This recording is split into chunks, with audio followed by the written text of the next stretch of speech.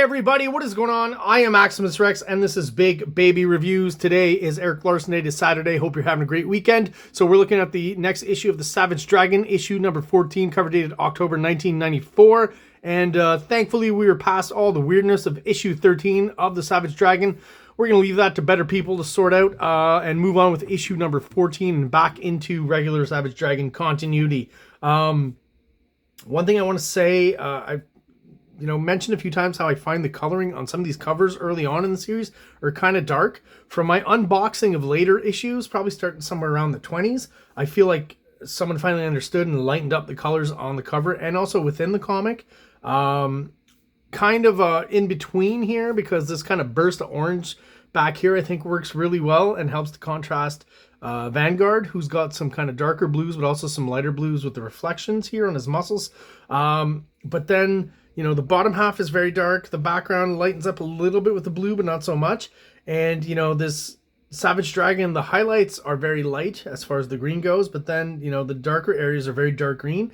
And I just find the bottom half of this drawing kind of gets lost a little bit because of the coloring.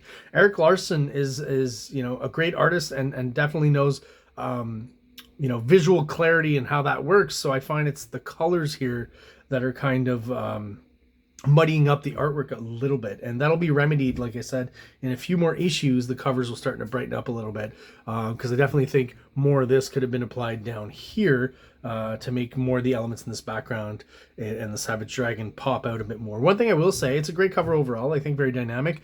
Obviously Larsen's very good at that. The proportions are, he plays around with them with the Savage Dragon, as we'll see in this issue. I'll mention when I see those examples. But here with Vanguard, like the size of his foot and stuff, I didn't know that Vanguard was supposed to be that much bigger than the Savage Dragon. I mean, he is absolutely huge here. Anyways, let's have a look inside. So we got creator, writer, pencil, inker Eric Larsen, letterer Chris Iliopoulos, colorist Ruben Rude, Antonia Cole, and that's where we're going to stop. And this is a familiar shot because if I'm not mistaken, I should almost compare with the other issues, but Larsen's just recycling the same shot. I guess this would be the second time in the series he's using it. So I'm pretty sure this is the exact same drawing he used a few issues ago when Frank appeared at Overlord's penthouse, which is basically what's happening here once again, right? And I like this Overlord. What? That's kind of, I don't know if that's how it's intended, but that's kind of how I hear it. Like, what? Sorry if that only makes me laugh. Another kind of Eric Larsen staples is great character designs. This guy here, a lot of body horror, kind of a weird, even weirder version of RoboCop, I guess, than Super Patriot is. And I guess, we know by now that this is one of Vanguard's kind of bio robots and not Frank, who's attacking Overlord here. And apparently he's learned from the last attack and found a way to kind of avoid Overlord's onslaught here. Not fully, of course. Here he kind of morphs a little bit, right? His body and stuff. And then this guy here, Robo Dwarf or whatever, Robo Nerd, grabs him by the head. Not quite sure exactly what happens here, but he does find a way to start morphing and going crazy.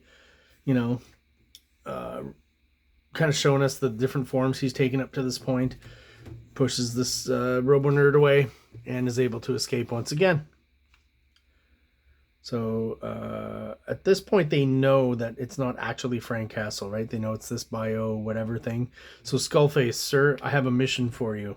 And we're going to find out later on at the end of the issue what that mission is. It's kind of important. So one of the ways, again, that Larsen establishes B and C stories that really do come into play at some point, right? And he's, again, I'll throw that out there, the best writer at Image at that time. So finally, he and Raptor, I guess, have consummated their relationship, is what we got here. One of the rare comics to feature, I mean, I wouldn't even call it nudity. He's really, just cutting those corners, so we don't see any nipple or actual butt and stuff. And I guess at this point, he's doing it by personal choice because it's not a code-approved book or anything like that. It doesn't need to be approved by the Comics Code. He could do what he wants, but I guess he knows his audience enough to show them a bit of TNA and tits and ass, but not actually show tits and ass. Later on, though, I think he will actually go that far. I guess we'll find out if he does that, at least to where I intend on stopping with this run around issue 50. So here's some of the examples of the weird proportions, with the dragon also in this issue, like the size of his arms and torso. It seems like every issue his waist gets smaller and his upper body gets bigger. And I mean, it's kind of cool. I don't mind it.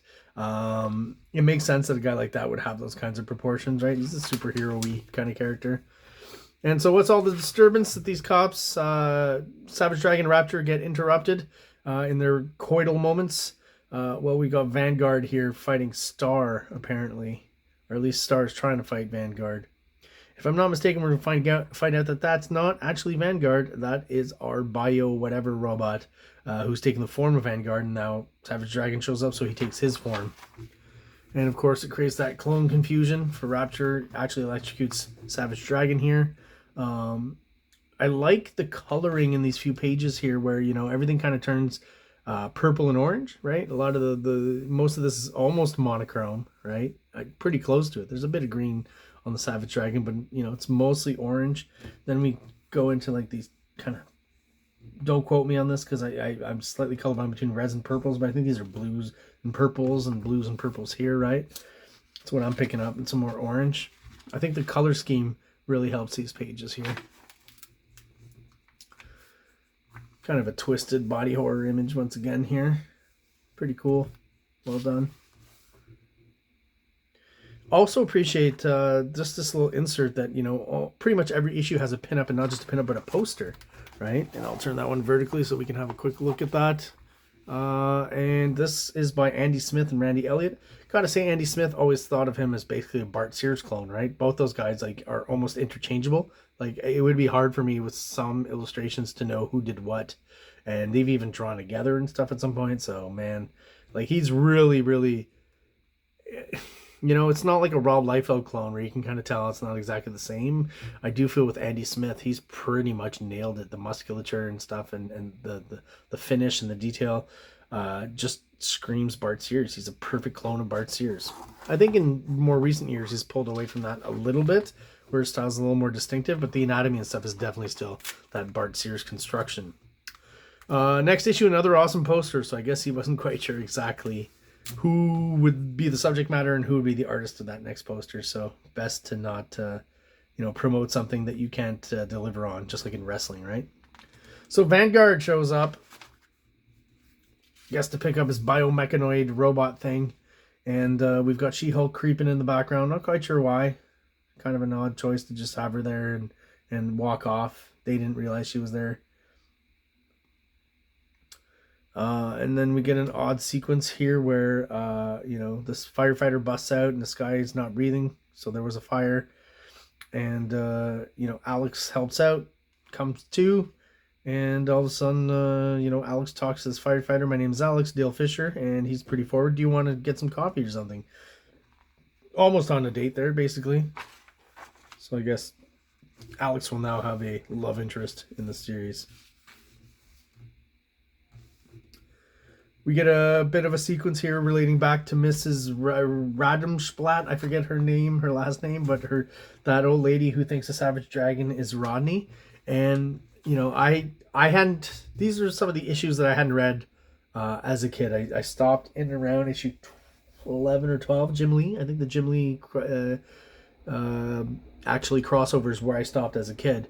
So I hadn't read this issue, and I really like this just short sequence here of actually seeing Rodney here. And Rodney, I guess, is just some kind of, dazed loser, right? And I guess I haven't talked to her in a while. Man, I got to give her a call. And he's hanging out with some, I guess, Nazis, right? Guy's got a swastika on his forehead. Kind of looks like that guy, that character actor who's a weird face and just all these movies and bit roles. Anyways, so Savage Dragon informs Frank that they know you're alive, Frank. Your life's in danger. It's time we confronted them. There's no other way. Hello? And as we turn the page, we realize that, yeah, they do know. And that's what was hinted at the beginning of this issue. That was the mission that Overlord sent him on.